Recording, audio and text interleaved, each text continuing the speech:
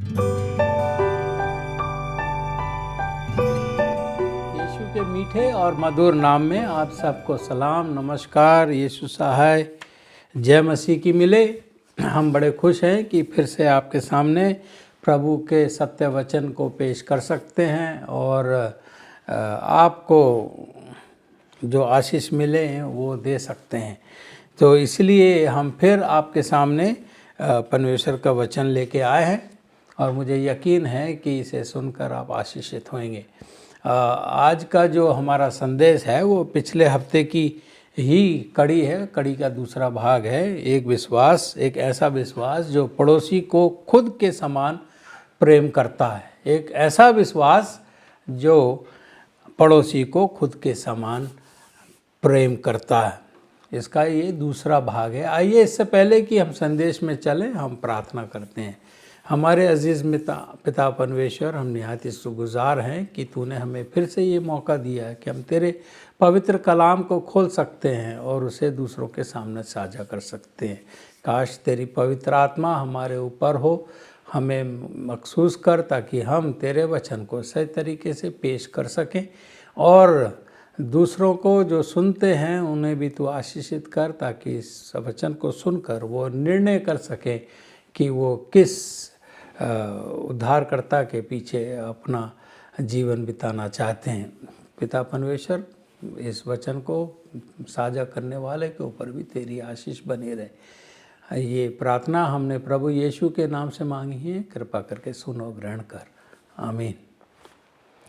पिछले हफ्ते हमने देखा कि प्रेम क्या नहीं है, प्रेम क्या नहीं, और उसमें दो बातें दी थी कि प्रेम क्या नहीं है। प्रेम एक भावना नहीं है, ये पिछले हफ्ते का हम दोहरा रहे हैं। प्रेम एक भावना नहीं है, ये भावना पैदा करता है। हम इसकी गहराई में नहीं जाएंगे क्योंकि पिछले हफ्ते हमने इसके बारे में आपको बताया था। तो प्रेम जो है वो एक भावना नहीं है, प्रेम भावना पैदा करता है। अगर ये भावना होती तो कोई इसे करने के लिए नहीं कहता। जैसे हम कहते हैं कि हमें परमेश्वर से प्रेम करना चाहिए, या बच्चा कहता है, माँ कहती है अपने बच्चे से कि तुम्हें खुश रहना चाहिए। भावना को आप हुक्म नहीं दे सकते हैं, आदेश नहीं दे सकते हैं। प्रेम बेकाबू नहीं है। दूसरी बात कि प्रेम बेकाबू नहीं है या इसे नियंत्रित किया जा सकता है, ये बेकाबू नहीं है। हम जानबूझकर इसे करते हैं, अपने आप नहीं हो जाता है, ये बस वॉलंटरी नहीं है। फिर हमने देखा कि प्रेम क्या है। पहले हमने देखा कि प्रेम क्या नहीं है, फिर हमने देखा कि प्रेम क्या है। प्रेम एक विकल्प है, एक चॉइस है, एक चुनाव है जो हमें करना होता है। हम चुनते हैं प्रेम करने के लिए या ना करने के लिए। दूसरा, प्रेम एक क्रिया है, बिना क्रिया के प्रेम नहीं दर्शाया जा सकता है। तो भाइयों बहनों, अगर आप कहो कि मैं किसी से प्रेम करता हूं तो आपको उसे क्रिया में दर्शाना पड़ेगा, क्रिया करके दर्शाना पड़ेगा। तो प्रेम एक क्रिया है, प्रेम में कुछ करना होता है। उसके बाद हम आपको 5 व्यवहारिक तरीके बता रहे थे या साझा कर रहे थे जिसके माध्यम से हम अपने पड़ोसी से खुद के समान प्रेम कर सकते हैं। उस 5 व्यवहारिक तरीकों में से हमने एक पिछले हफ्ते देखा था और 4 हम इस हफ्ते देखेंगे। ये प्रैक्टिकल वेज या प्रैक्टिकल तरीके जो हैं जिसके द्वारा से, जिसके माध्यम से हम अपने पड़ोसियों से खुद के समान प्रेम कर सकते हैं। तो पिछला जो हमने देखा था वो था कि अपने पड़ोसियों को खुद व्यक्तिगत रूप से जाने, अपने पड़ोसियों को व्यक्तिगत रूप से जाने। हम लोग बहुत से शहरों में रहते हैं और जानते भी नहीं हैं कि हमारे अगल बगल कौन रहता है, कौन आया है, ऊपर में कौन रहता है, नीचे की मंजिल में कौन रहता है। इसलिए सलाह दी जाती है, पहली सलाह जो तरीका जो हम बता रहे हैं, अपने पड़ोसी को अपने समान प्रेम करने के लिए हमें अपने पड़ोसियों को व्यक्तिगत रूप से जानने की आवश्यकता है। तो आइए हम दूसरे पॉइंट पर चलते, दूसरे तरीके पे चलते, जिस प्रकार से और जिसके माध्यम से हम अपने पड़ोसियों से अपने समान प्रेम कर सकते हैं। दूसरा पॉइंट है, अपने पड़ोसियों को लगातार प्रोत्साहित करें। अगर आप लिखना चाहते हैं तो लिख सकते हैं, ये मर्जी आपकी है, नहीं तो आप ये वीडियो को फिर दोबारा देख सकते हैं। जैसे कि हमने पिछले हफ्ते बताया था, यूट्यूब पर पास्टर वीपी सिंह की साइट पर जाके फिर दोबारा से ये सारे वीडियो आप देख सकते हैं। तो दूसरा पॉइंट ये है कि अपने पड़ोसियों को लगातार प्रोत्साहित करें, उनकी हिम्मत बांधें, हिम्मत घटाएं नहीं, ऐसे नेगेटिव बात ना करें, पॉजिटिव बात करें। तो भाइयों बहनों, क्या आप जानते हैं कि आज हर किसी को इस चीज़ की आवश्यकता है कि कोई उनका ढांढस बढ़ाए, कोई उनकी हिम्मत बढ़ाए, कोई उनको प्रोत्साहित करे।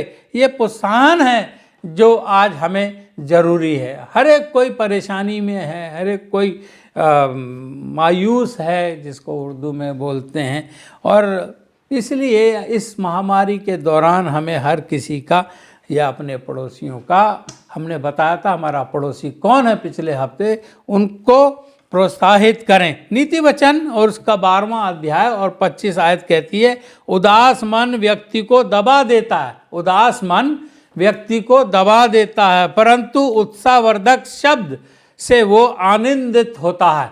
तो इसलिए उदास मन तो दब जाता है, वो बस दबा रहता है, उत्साहित नहीं होता है, परंतु उस उत्साहवर्धक शब्द जो बोले जाते हैं किसी के साथ, किसी के लिए, तो उससे वो मन जो है आनंदित होता है। नीति वचन बहुत ही खूबसूरत किताब है, आप इसे बार बार पढ़िए। जो सबसे बुद्धिमान मनुष्य अब तक रहा है वो था सुलेमान बादशाह, उसने ये लिखी है। हर कोई आज चिंतित है, फिक्र में है, इसलिए सभी को उत्साहजनक शब्द की ज़रूरत है, आवश्यकता है। वैसे लोगों और अपने पड़ोसियों को प्रोत्साहित करने के तरीकों में से एक तरीका उन्हें उत्साहजनक बाइबल पद देना भी है।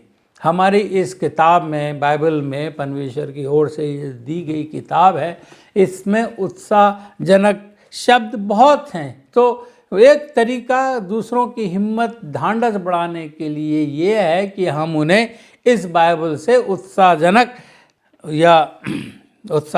पद दें। उनको कहें कि आप इस पद को पढ़ लें, इस पद को पढ़ लें। अगर आपको ये परेशानी है, आप ये महसूस करते हैं, हर चीज़ का हल इस बाइबल में पाया जाता है। तो सबसे बढ़िया तरीका प्रोत्साहित करने का, उत्साहवर्धक बाइबल पद लोगों को बांटें, लोगों से साझा करें। रोमियो की किताब उसका 15 अध्याय और 4 आयत कहती है, जितनी बातें शास्त्र में लिखी हैं, इस पवित्र शास्त्र में जितनी भी बातें इस शास्त्र में लिखी हैं, वे हमारी ही शिक्षा के लिए लिखी गई हैं, ताकि हम धीरज और पवित्र शास्त्र की शांति के द्वारा आशा रखें, ताकि हम धीरज और पवित्र शास्त्र की शांति के द्वारा आशा रखें। इसलिए जो कुछ भी इसमें परमेश्वर ने दिया है वो हमारे फायदे के लिए है। अगर आप निराश हैं, पस्त हिम्मत हैं, मायूस हैं, या आपका पड़ोसी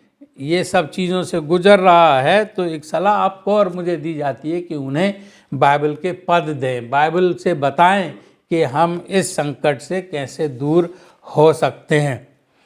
हर किसी को आज उम्मीद की ज़रूरत है। ना उम्मीद हो गए हैं बहुत से लोग।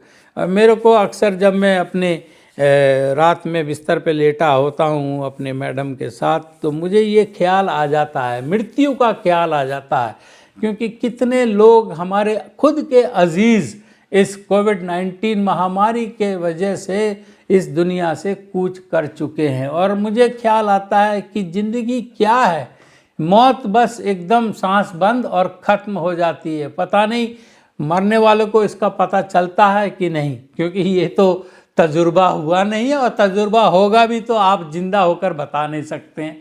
इसलिए भाइयों बहनों, आज जो है हर इंसान नाउम्मीद है, किस वक्त क्या हो जाए ऐसा गारंटी से, शर्तिया ये कहा नहीं जा सकता है कि मैं अगले साल भी जीवित रहूँगा या अगले दिन भी जीवित रहूँगा। एकदम से वायरस लगता है और कुछ ही दिनों में, कुछ ही घंटों में हम चले जाते हैं।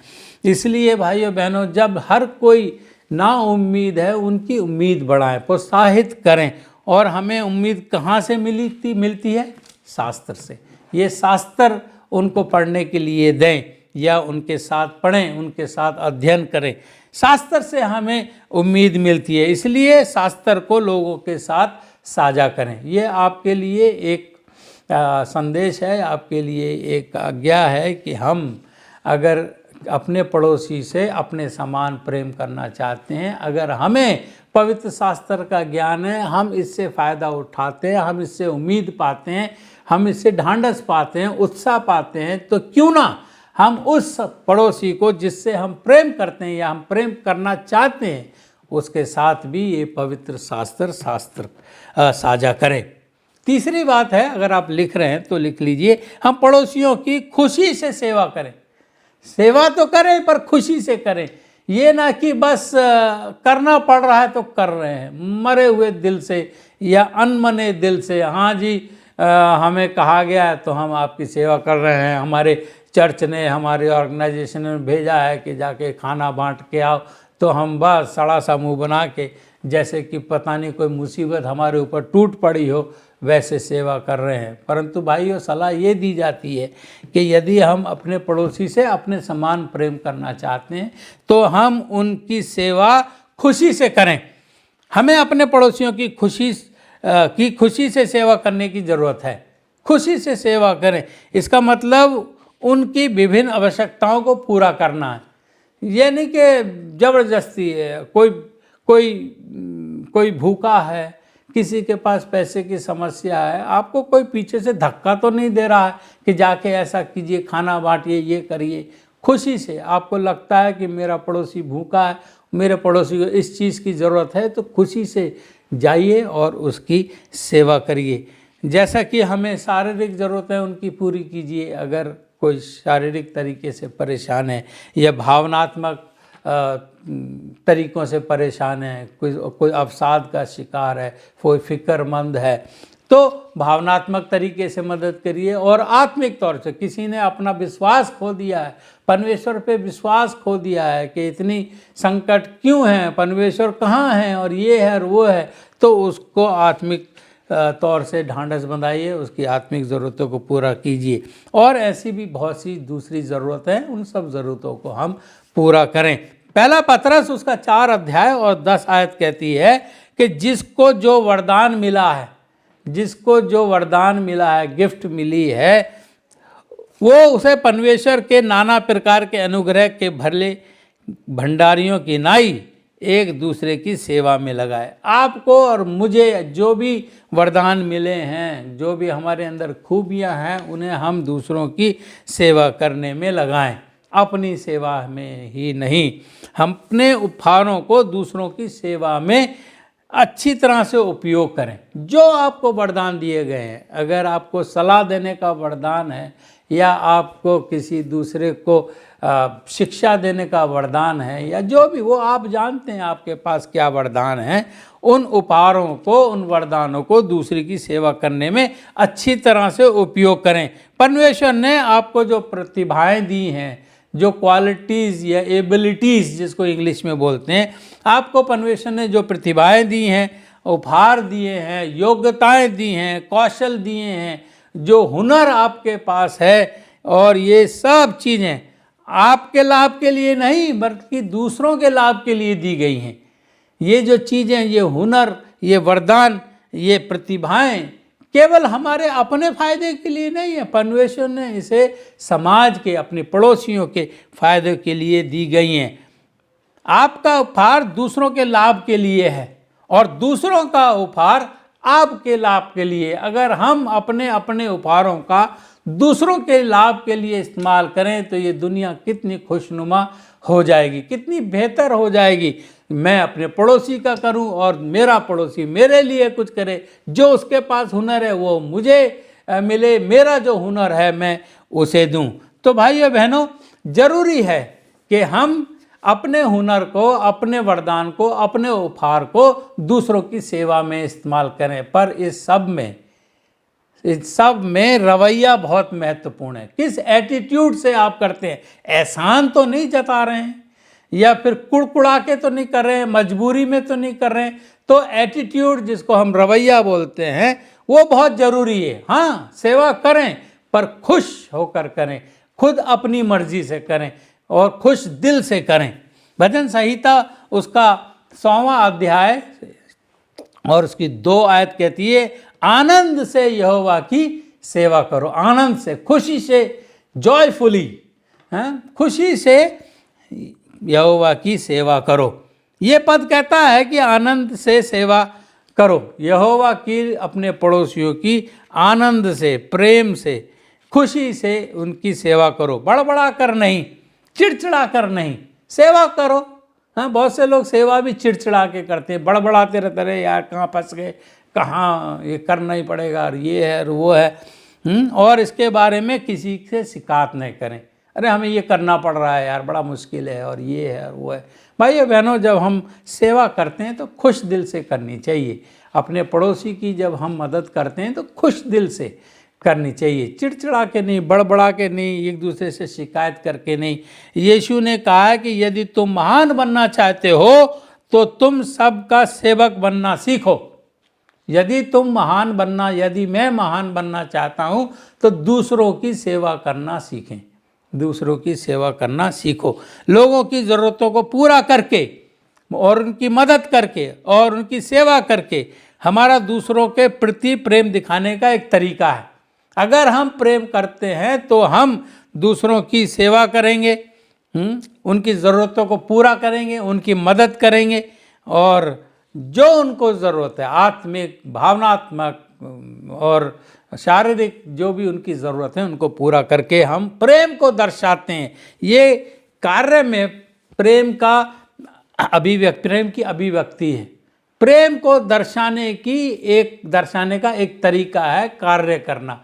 तो जब हम सेवा करते हैं तो हम प्रेम दर्शाते हैं, पर सेवा जो है खुश दिल से हम करें। पहला यूहन्ना उसका 3 अध्याय और 17 आयत, पहला यूहन्ना 3 अध्याय उसकी 17 आयत कहती है, जिस किसी के पास संसार की संपत्ति हो, अमीर हो, और वो अपने भाई को कंगाल देखकर उस पर तरस ना खाना चाहे, जिस किसी के पास संसार की संपत्ति हो और वो अपने भाई को, पड़ोसी को कंगाल देखकर, भूखा देखकर उस पर तरस ना खाना चाहे, तो उसमें परमेश्वर का प्रेम क्यों कर बना रह सकता है। तो भाइयों बहनों, अगर आपके पास साधन है और किसी को ज़रूरत है और आप तरस नहीं खाते हैं, भूखा आदमी सामने आपके मर रहा है, आपके घर के नीचे, घर के दरवाजे पर, और आप भर पेट 3 टाइम खा रहे हैं और आपको तरस नहीं आता है, तो यूहन्ना कहता है कि परमेश्वर का प्रेम आपके जीवन में कैसे बना रह सकता है ही नहीं है प्रेम। तो भाइयों बहनों, जब आप कुछ कर सकते हैं, मैं कुछ कर सकता हूं, तो हमें करना चाहिए।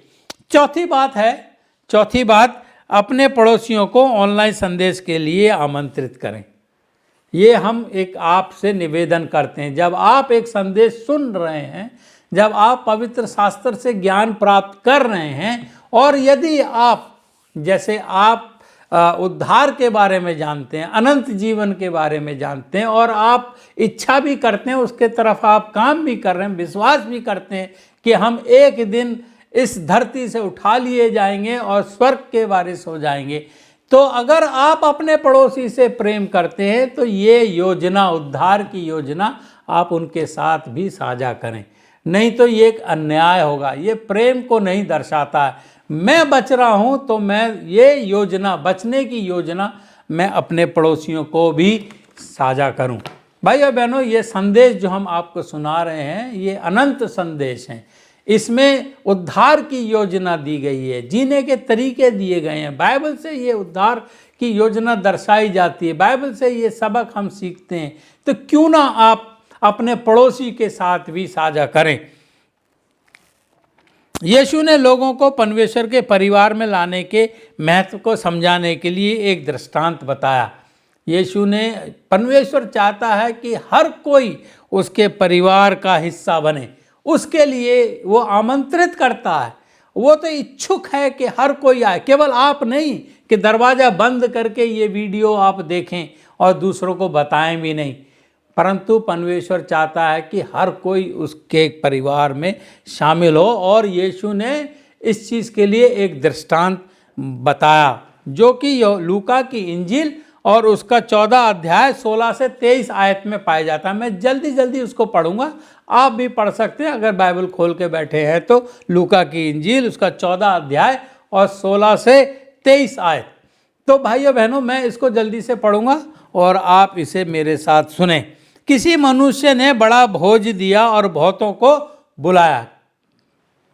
जब भोजन तैयार हो गया तो उसने अपने दास अपने नौकर के हाथ आमंत्रित लोगों को कहला भेजा, आओ अब भोजन तैयार है। एक भोज का समय है, चाहे कोई किसी भी कारण से एक भोज हुआ हो, शादी हो, बर्थडे हो, जन्मदिन हो, सालगिरह हो, जो भी हो, एक अमीर आदमी ने, एक सज्जन आदमी ने एक भोज तैयार किया और लोगों को आमंत्रित किया। और जब वो तैयार हो गया, अपने नौकरों को भेजा, जाके कह दो कि भोजन जो है तैयार है, आके मेरे साथ बैठकर जुगानगत करो, संगति करो और भोजन में हिस्सा लो। पर वे सब के सब क्षमा मांगने लगे। पहले ने उससे कहा, मैंने खेत मोल लिया है और अवश्य है कि मैं उसे देखूं। कुछ क्या कहना चाहिए, अनरीजनेबल ये बहाने हैं। क्या कोई बिना खेत देखे खेत खरीद सकता है? पर ये लोग ऐसे बहाने बना रहे हैं जो कि जिनका कोई समर्थन नहीं किया जा सकता है। तो मैंने खेत मोल लिया है और अवश्य है कि उसे देखूं। मैं तुझसे विनती करता हूं, मुझे क्षमा कर दे। दूसरे ने कहा, मैंने 5 जोड़े बैल मोल लिए हैं और उन्हें परखने जाता हूं। बिना परखे ले लिए, पर बहाना बनाना है ना जाने का। परखने जाता हूं, मैं तुझसे विनती करता हूं, मुझे क्षमा कर दे। एक और ने कहा, मैंने विवाह किया है इसलिए मैं नहीं आ सकता। वो अपनी पत्नी के साथ, अपनी वाइफ के साथ रहना चाहता है। उस दास ने आकर अपने स्वामी को ये बातें कह सुनाई। तब घर के स्वामी ने क्रोध में आकर अपने दास से कहा, नगर के बाजारों और गलियों में तुरंत जाकर कंगालों, टुंडों, लंगड़ों और अंधों को यहाँ ले आओ। भाइयों बहनों, ईश्वर चाहता है कि ज़्यादा से ज़्यादा लोग उसके परिवार में शामिल हों। जो उसने निमंत्रण दिया है अनंत जीवन का, वो चाहता है ज़्यादा से ज़्यादा लोग उस अनंत जीवन में दाखिल हो सकें। तो वो जिनको न्योता दिया गया था, उन्होंने किसी न किसी बहाने से आना नहीं चाहा। इसलिए उसने कहा कि तू जा, जो कंगाल हैं, अंधे हैं, लंगड़े हैं, लूले हैं, उन सब को गलियों से, बाजारों से इकट्ठा करके ले आ।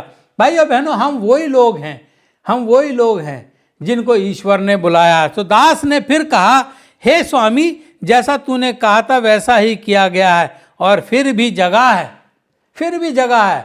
अभी 500 का खाना बनाया हमने, टुंडे लंगड़े लूलों को बुलाया, वो अभी 300 ही हैं, 200 अभी और आ सकते हैं। स्वामी ने दास से कहा, सड़कों पर, बाड़ों की ओर जाकर और लोगों को विवश करके ले आओ, जबरदस्ती लेके आओ भैया, खाना फ्री में मिल रहा है।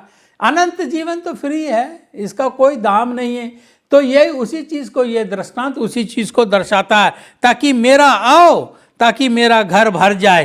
क्योंकि मैं तुमसे कहता हूं कि उन आमंत्रित लोगों में से कोई मेरे भोज को ना चखेगा।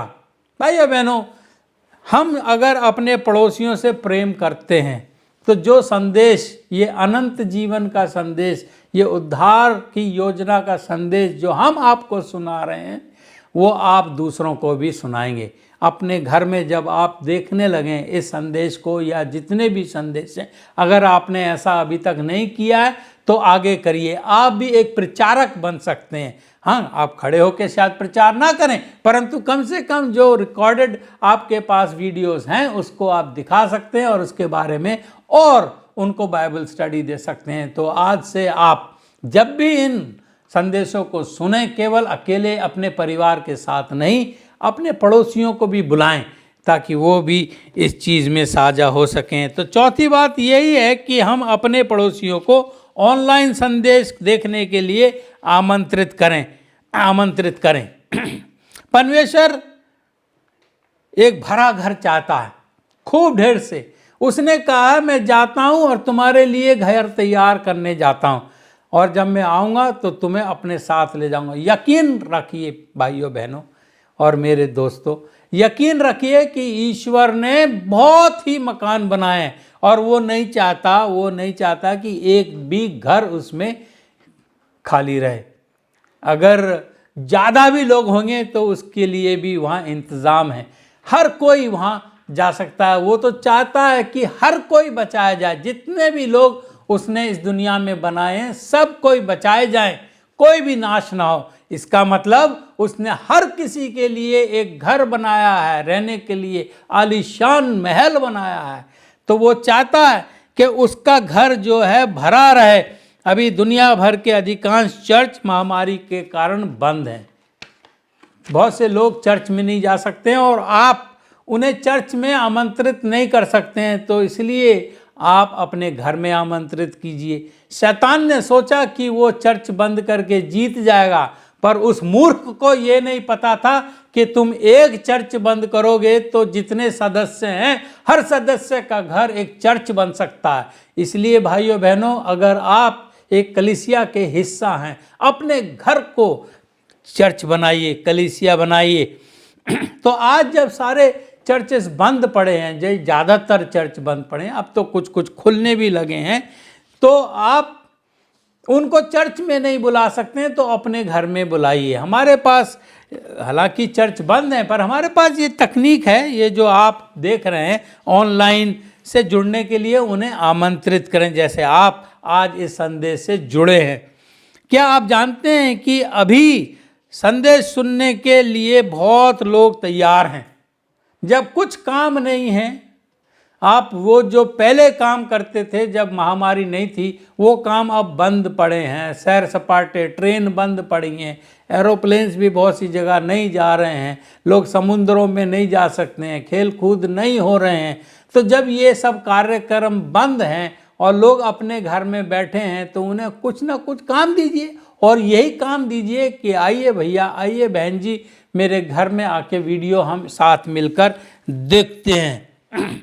इसलिए लोग जो हैं, जब कुछ काम नहीं हो रहा है तो सच्चाई के भूखे हैं, और वो इस वक्त, ये मौके का आप फ़ायदा उठाइए। इस वक्त वो सच्चाई सुनने के लिए तैयार हैं, क्योंकि उनके जो दूसरे आकर्षण थे वो सब बंद पड़े हैं। अब वो सच्चाई को सुन सकते हैं।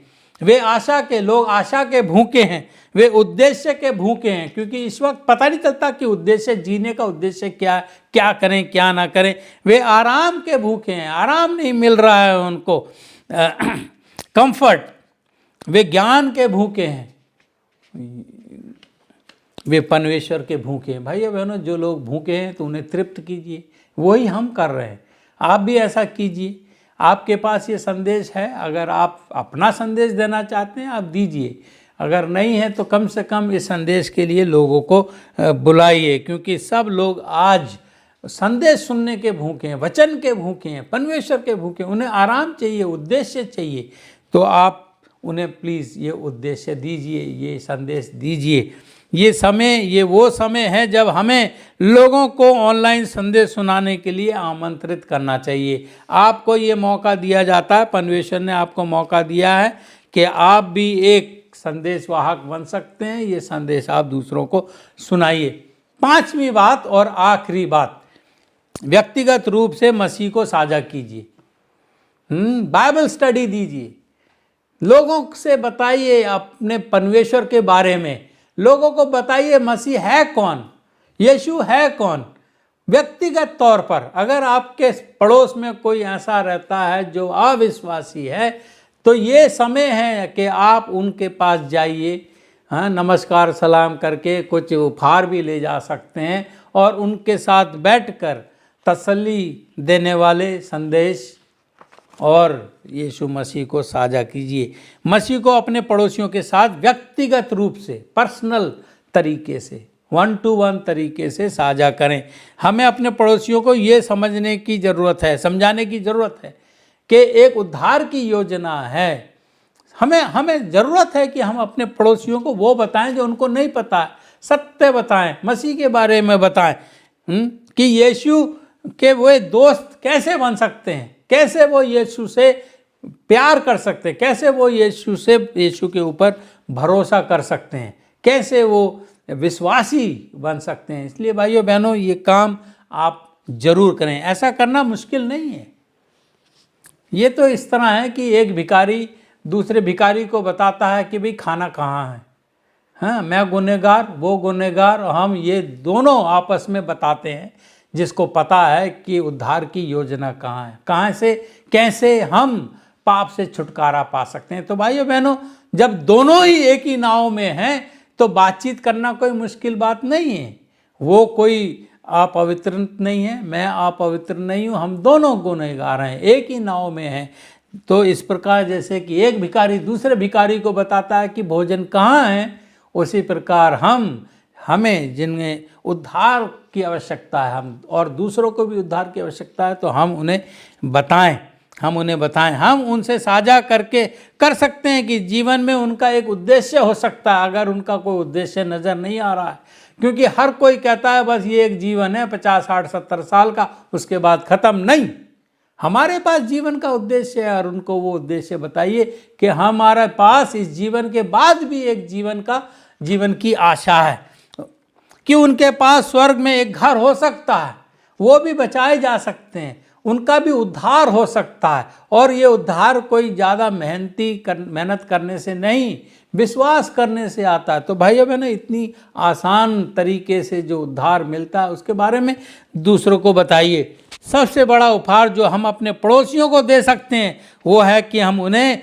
उस परमेश्वर से मिलवाएं जो लोगों से प्रेम करता है। ये सबसे बड़ा आपका उपहार होगा, आप किसी को दे सकते हैं। अगर आप पड़ोसी से प्रेम करते हैं और उन्हें एक उपहार देना चाहते हैं तो परमेश्वर को उनसे मिलवाएं, परमेश्वर से उनको मिलवाएं, जो परमेश्वर उनसे भी प्रेम करता है जितना आपसे प्रेम करता है। परमेश्वर सबसे प्रेम करता है और वो केवल आपसे नहीं, उनसे भी प्रेम करता है, परंतु उन्हें पता नहीं है उस परमेश्वर के बारे में। तो इसलिए भाइयों बहनों, जाकर अपने पड़ोसी के दरवाजे को खटखटाओ कि क्या मैं आ सकता हूँ, और मैं ऐसा उपहार लाया हूँ जो आपको बहुत अच्छा लगेगा, कि मैं ऐसे परमेश्वर के बारे में आपको बताना चाहता हूँ जो आपसे प्रेम करता है। परमेश्वर सबसे प्रेम करता है और वो चाहता है कि हर कोई यीशु को जाने, हर कोई उद्धार पाए, हर कोई यीशु पर विश्वास लाए जिसके ज़रिए से उद्धार पाए। परमेश्वर ने कभी कोई ऐसे व्यक्ति को नहीं बनाया जिसे वो प्रेम नहीं करता है। हर किसी से वो प्रेम करता है और चाहता है कि हर कोई उद्धार पाए और नाश ना हो। और हमें भी परवाह करनी चाहिए जैसे परमेश्वर परवाह करता है, क्योंकि परमेश्वर उनकी परवाह करता है तो हमें भी उनकी परवाह करनी चाहिए। हमें हर संभव कोशिश करनी चाहिए कि वो भी स्वर्ग पहुँचे, उनका भी उद्धार हो। भाइयों बहनों, ये जिम्मेदारी मेरे और आपके कंधों पर है जिनको उद्धार की योजना का ज्ञान है, और जो अभी भी अंधकार में है, हमारी जिम्मेदारी है कि हम उन्हें रोशनी दें। पहला पतरस उसका 3 अध्याय और 15 आयत, पहला पतरस 3 अध्याय और उसकी 15 आयत, जो कोई तुमसे तुम्हारी आशा के विषय में कुछ पूछे तो उसे उत्तर देने के लिए सर्वदा तैयार रहो। जो कोई भी तुम्हारी आशा के विषय में कुछ पूछे तो उसे उत्तर देने के लिए सर्वदा तैयार रहो, पर नम्रता और भय के साथ। कोई भी आपके बारे में, भाई साहब आप ये ऐसा क्यों करते हैं, आप क्यों शनिवार को काम नहीं करते हैं, क्यों आप शनिवार को ही प्रार्थना करते हैं, आप किस पर विश्वास करते हैं, जो कोई भी अगर आपसे कुछ पूछे तो हमें हमेशा जवाब देने के लिए, उत्तर देने के लिए तैयार रहना चाहिए, परंतु हमेशा नम्रता से, हलीमी से और भय के साथ। हमें सेल्समैन होने की जरूरत नहीं, हम किसी चीज़ को बेच नहीं रहे। सेल्समैन होने की जरूरत नहीं है जाके जैसे साबुन तेल बेचने वाले दरवाजे खटखटा के बेचते हैं। ना भाइयों, ये तो एक अनंत जीवन का उपहार जो हमें उन्हें देने जा रहे हैं। तो आपको सेल्समैन होने की आवश्यकता नहीं है। सबसे प्रेम की बात हम यही कह सकते हैं कि यीशु मसीह ने मेरे और आपके लिए क्या किया है, इसके बारे में बताइए। यीशु ने आपके लिए, मेरे लिए क्या किया है, इसके बारे में बताइए। क्या कर रहा है और क्या करेगा, यही हमने सबसे प्रेमपूर्ण बात यही है कि हम अपने पड़ोसी को बता सकते हैं, कह सकते हैं कि हमारे लिए प्रभु यीशु ने क्या किया है। ध्यान दें कि ये कहना है कि उत्तर देने के लिए तैयार रहें। ये कहता है, पतरस कहता है कि उत्तर देने के लिए तैयार रहें। जब कोई भी, ये नहीं कि हम उत्तर देने से बचें। जो कोई, जिस किसी को जिज्ञासा है, कोई चीज़ जानना मांगता है, तो हम नम्रता से, भय के साथ, परमेश्वर के भय के साथ उसका उत्तर देने के लिए हम हमेशा तैयार रहें। बहुत से लोग कहते हैं, मुझे लगता है आप तो ऐसे नहीं होंगे, बहुत से लोग कहते हैं कि मुझे यीशु के बारे में बात करने की ज़रूरत नहीं है, मेरा जीवन ही मेरी गवाही है। पर नहीं भाइयों बहनों, ये गलत है। जीवन गवाही होना चाहिए, परंतु आपको मुंह से भी कुछ बोलना होगा, समझाना पड़ेगा। ये काफ़ी नहीं है कि हम केवल अपनी जीवन के द्वारा, जैसे हम खाते पीते रहते हैं, बोलते हैं, उसके द्वारा हम बताएं। हमें मुंह से भी बोलना पड़ेगा। यहाँ तक कि प्रभु यीशु ने भी बताया, ये प्रेम साझा किया, आपको भी प्रेम साझा करना है। और यीशु तो परिपूर्ण था, जब उसने लोगों के बारे में, हम तो गुनाहगार हैं, हमें एक दूसरे के साथ ये खुशखबरी साझा करनी चाहिए। ये खुशखबरी कि परमेश्वर का हमारे जीवन के लिए एक उद्देश्य है, परमेश्वर का हमारे लिए एक योजना है, परमेश्वर की हमारे लिए एक योजना है, परमेश्वर का हमारे लिए, हमारे जीवन का एक उद्देश्य है। और उद्देश्य यही है कि हम उसकी महिमा करें, उसके अनुसार जीवन जिएं। ये खुशखबरी कि परमेश्वर हमसे प्रेम करता है और वो हमसे प्रेम करना कभी बंद नहीं करेगा, हमें बताने की ज़रूरत है। मुंह खोलिए भाइयों बहनों, चुप मत बैठिए कि हाँ मैं पड़ोस में रह रहा हूँ, अपने आप वो देखते रहेंगे, जब वो पूछेंगे तब मैं बताऊँगा कि भाई आप ऐसे क्यों। हर कई लोग यही सोचते हैं, जब कोई पूछेगा तो हम बता देंगे। ना ना, पहल आप कीजिए, पहल आप कीजिए। जैसे परमेश्वर ने खुद पहल की, अपना बेटा यहाँ भेजा पहल करके, ताकि वो हमें बचा सके। दूसरों को सच्चाई, दूसरों को उद्धार की योजना, दूसरों को आशा दिलाना, उद्देश्य बताना, ये सब हमारा कर्तव्य है और हम उसके लिए पहल करें। दूसरा कुरिन्थियों 5वां अध्याय उसका 14वीं आयत, क्योंकि मसीह का प्रेम हमें विवश करता है। जो कुछ प्रभु यीशु ने, परमेश्वर ने हमारे लिए किया है और जो प्रेम उसने हमारे लिए दर्शाया, वो हमें विवश करना चाहिए, हैं। तो दूसरा कुरिन्थियों 5:14 यही कहता है कि यीशु का जो प्रेम है, मसीह का जो प्रेम है, वो हमें विवश करता है ये करने के लिए। हमारी जिम्मेदारी भी है, व्यवस्था भी है, क्योंकि परमेश्वर ने हमसे इतना प्रेम किया। यदि आप व्यक्तिगत रूप से यीशु मसीह से कभी नहीं मिले हैं, आपसे मैं बात कर रहा हूँ, यदि आप यीशु मसीह से कभी नहीं मिले हैं, तो आप ये जरूर पूछेंगे कि हम दूसरे लोगों को या पड़ोसियों से प्रेम करने के लिए इतना प्रयास क्यों करते हैं। आप पूछेंगे, आपने प्रभु यीशु को अभी तक नहीं जाना है और आप मुझे देखकर आप ये जरूर पूछेंगे, कहेंगे कि हम दूसरों को या पड़ोसियों को प्रेम करने के लिए इतना प्रयास क्यों करते हैं। इसका उत्तर है कि हम इसलिए प्रेम करते हैं क्योंकि यीशु ने, परमेश्वर ने हमसे पहले प्रेम किया। यही कारण है। हम पड़ोसियों से क्यों प्रेम करना चाहते हैं, हम दूसरे लोगों से क्यों प्रेम करना चाहते हैं, क्योंकि प्रभु यीशु ने, परमेश्वर ने हमसे पहले प्रेम किया। और जब यीशु हमसे प्रेम करता है और हम उसके प्रेम को महसूस करते हैं, तो अन्य लोगों से प्रेम करने के लिए हम विवश हो जाते हैं। जब यीशु ने हमसे प्रेम किया और हम उस प्रेम को महसूस करते हैं अपने जीवन में, तो हम दूसरों के साथ ये प्रेम साझा करने के लिए विवश हो जाते हैं। यदि आपने यीशु के बारे में सुना है, आपने जो कोई जानता है उसके बारे में, यदि आपने यीशु के बारे में सुना है लेकिन आपकी उसके साथ दोस्ती नहीं है, आप अभी गहराई से उसको नहीं जानते हैं, फिर भी मैं आपके लिए एक बाइबल पद देना चाहता हूँ। और ये मेरी इस बाइबल पद में आपके लिए प्रार्थना है। हम कम से कम 20 सप्ताह से ये संदेश आपको सुना रहे हैं। ये संदेशों का सुनाने का हमारा मकसद, लक्ष्य, उद्देश्य क्या है? क्या है, क्यों हम आपको ये संदेश सुना रहे हैं? केवल इसीलिए कि आप इस जीवन को अच्छी तरह से जी सकें? नहीं, हम चाहते हैं कि आप उस परमेश्वर को जानें जिसको हम जानते हैं, आप वो जानें जो हम जानते हैं। इसीलिए हम आपको ये संदेश सुना रहे हैं भाइयों बहनों, पिछले 20 सप्ताह से। तो ये पद हमारी जो हम आपको देना चाहते हैं, ये हमारी प्रार्थना है आपके लिए कि आप ऐसा करें। ये है इफिसियों की किताब और 3 अध्याय और उसकी 17 और 18 आयत में। इफिसियों की किताब उसका 3 अध्याय और 17 से 18 आयत। विश्वास के द्वारा मसीह तुम्हारे हृदय में बसे।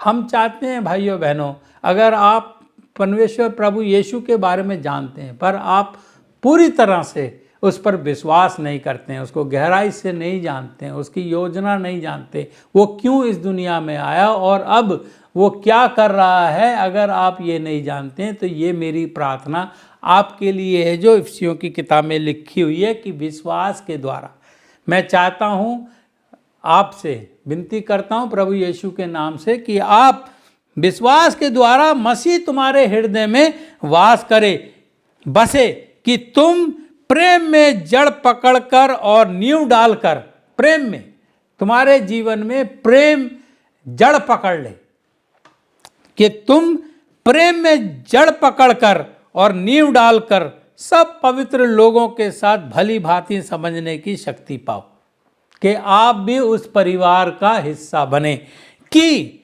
आप भी उसकी, लिखा है कि उसकी चौड़ाई और लंबाई और ऊंचाई और गहराई कितनी है जान सकें।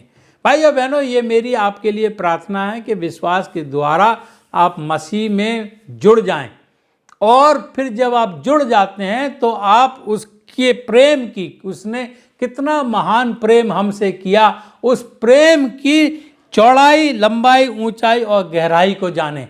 ऐसा प्रेम जो कोई किसी से नहीं कर सकता है। इस हद तक उसने हमसे प्रेम किया कि उसने अपना इकलौता पुत्र हमें दे दिया, मरने के लिए, हमारी खता के लिए, हमारी गलती के लिए उसने सजा पाई।